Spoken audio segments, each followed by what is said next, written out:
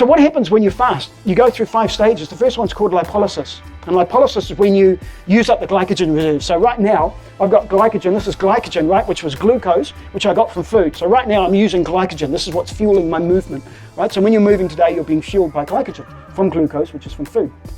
First thing that happens when you fast, and this happens a lot quicker with water fasting, takes a bit longer with vegetable juice fasting. So it really depends, but if you stop all intake of food.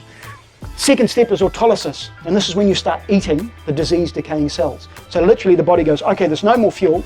I'm not getting fuel from Shell, so I'm now going to go to LPG. And the LPG is stored on my butt, stored on my waist, stored under my neck, wherever you store the body fat, right? So it starts eating away.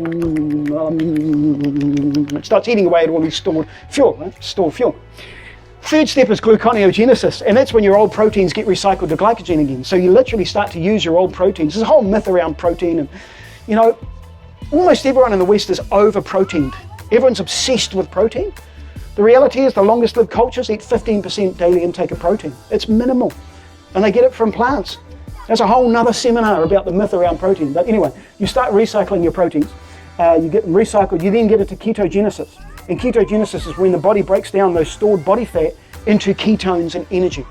And so then ketosis is the next step when you're literally living on the energy. That's when you got the LPG in the body working and you're not doing the other thing. The whole thing's called autophagy.